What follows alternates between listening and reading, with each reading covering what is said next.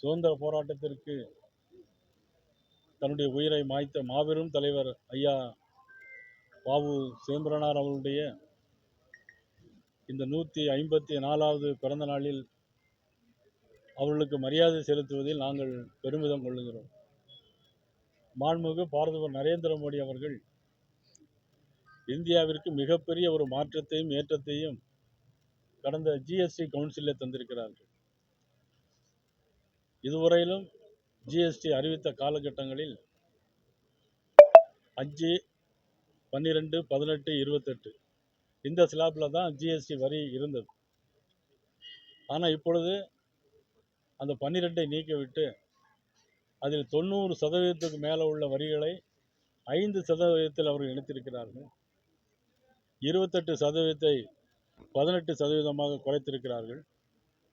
இதில் பெரிய கன்சியூமர்களுக்கு பெரிய நமக்கு லாபம் இருக்கிறது. இப்போ 10 ரூபாய்க்கு ஒரு பொருள் வாங்கக்கூடிய இடத்தில் வரி குறைப்பதன் காரணமாக இப்போ அது 2 தடவை வாங்க முடியும் வரி குறைப்பின் காரணமாக. அது மாதிரி ஒரு மூளை சிமெண்ட்டுக்கு பார்த்தீங்கன்னா இப்போ 10% கிட்ட குறைச்சிருக்காங்க. அதனால என்ன மக்களுடைய வரி சுமை இப்போ குறைக்கப்பட்டிருக்கிறது. அதாவது ஜிஎஸ்டி கவுன்சிலும் போது எல்லாருமே என்ன நினைக்கிறாங்கன்னா மத்திய அரசு போட்டதுன்னு எல்லாரும் நீங்கள் உள்பட எல்லாருமே நினச்சிட்டு தான் இருக்கிறீங்க. இது ஜிஎஸ்டி கவுன்சில் எல்லா மாநில நிதி அமைச்சர்களும் சேர்ந்து எடுக்கப்பட்ட முடிவு இதுவரையில். ஆனால் இப்போ மாநிலங்கள் எப்பொழுதுமே எதிர்த்து பேசக்கூடிய எதிர்கட்சிகள் இருந்து கொண்டே தான் இருக்கும் நாட்டில். ஏன்னா சுதந்திர போராட்டத்துக்கு போராடிய மக்களும் உண்டு, வெள்ளைக்காரனுக்கு ஆதரவாக இருந்தவங்களும் உண்டு. அது மாதிரி இன்னைக்கு இவங்கெல்லாம் வெள்ளைக்காரனுக்கு ஆதரவாக இருக்கிற மாதிரி ஆட்கள் மாதிரி தான் எங்களுடைய பார்வையில் தென்படுகிறது. அந்த அளவிற்கு இன்னைக்கு நாட்டு மக்கள் எதிர்கட்சி சார்ந்தவர்கள் இன்னைக்கு இருந்து கொண்டிருக்கிறார்கள்.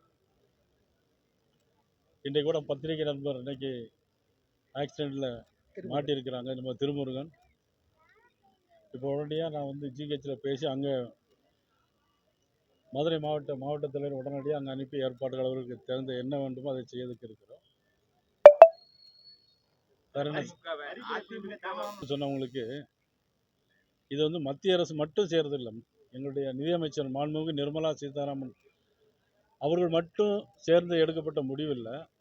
இதுவரைக்கும் எல்லா முடிவுகளுமே அந்தந்த மாநில நிதியமைச்சர்கள் அந்தந்த மாநில முதலமைச்சர்களுடைய அவருடைய அறிவுரையை பெற்று தான் வந்திருப்பாங்கன்னு நினைக்கிறேன். எல்லா மாநிலத்தினுடைய எல்லா மாநில நிதியமைச்சர்களும் சேர்ந்து அப்படின்னா இது அவங்க ஏற்கனவே ஏன் சொல்லலை அப்படிங்கிறத எங்களுடைய கேள்வி.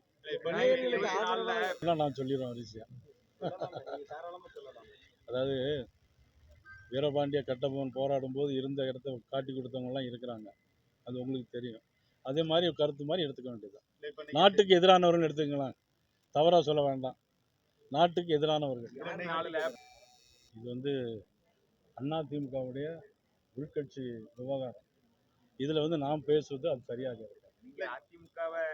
யாருடைய வாய்ஸும் யாரும் பேச மாட்டாங்க. அவங்கவுங்க சொந்த வாய்ஸ் இருக்கும், அந்த வாய்ஸில் அவங்க பேசுவாங்க. இதில் பார்த்தீங்கன்னா அவங்க இதுவரைக்கும் ஒன்றா இருந்தாங்க, அமைச்சராக இருந்தாங்க. அவங்களுடைய கருத்தை பேசுகிறாங்க, அது அவங்களுக்குள்ளே பேசி முடிக்க வேண்டும். என்னை பொறுத்தவரையில் எல்லாரும் ஒற்றுமையாக இருந்தால் இந்த திமுக ஆட்சியை நிச்சயமாக அகற்ற முடியும். எனக்கு தேவை எங்களுக்கு தேவை இங்கே நடைபெறுகிற இப்போ பார்த்தீங்கன்னா தெருவில் கூவி விற்கிறாங்க. என்னதை வைக்கிறாங்க? ஸ்கூலுக்கு முன்னாடியும் காலேஜுக்கு முன்னாடியும் போதைப் பொருள் விற்பனை நடந்துக்கிட்டே இருக்கு. பாலியல் வன்கொடுமைகள் தொடர்ந்து நடந்துகிட்டே இருக்கு. லாக்அப் டெத்து 24 டெத்து நடந்து முடிஞ்சிருக்கு. அதில் ஒரு டெத்துக்கு மட்டும்தான் சாரின்னு முதலமைச்சர் சொல்லியிருக்கிறாங்க. அது மாதிரி பார்த்தீங்கன்னா வெளிநாட்டுக்கு இன்றைக்கி 4-5 தடவை முதலமைச்சர் போயிட்டாங்க. இப்போது போயிட்டு அங்கேருந்து நிறைய ஒப்பந்தம் போட்டதாக சொல்கிறாங்க. நான் ஏற்கனவே அறிக்கை விட்டுருந்தேன். அந்த அறிக்கையில் பார்த்தீங்கன்னா திமுக தொழில்துறை அமைச்சர் மதிப்புக்குரிய டிஆர்பி ராஜா அவர்கள் என்ன சொல்லியிருந்தாங்கன்னா, ஏன் மாநில தலைவர் பொய்யா சொல்கிறாரு அப்படின்னு பொத்தாம்பதுவாக சொல்லியிருக்காரு. நான் தேதி வாரியாக 2 கம்பெனிக்கு தேதி வாரியாக நான் கொடுத்துருந்தேன். அதில் பார்த்தீங்கன்னா அது பிறகு பதிலே இல்லை. இதெல்லாம் பார்க்கும்போது ஏற்கனவே நீங்கள் வெளிநாடு போயிருக்கீங்க, ஒரு வெள்ளை அறிக்கை தாங்கன்னு கேட்டிருந்தேன். அங்கே தரவே இல்லை இதுவரை. அதனால் நாட்டில் சொத்து வரி உயர்வு, மின்சார கட்டண உயர்வு, அதாவது சிறு குறு தொழிற்சாலைகள் ஆண்டுதோறும் மின்சார கட்டணம் வந்து உயர்த்தியிருக்கிறாங்க.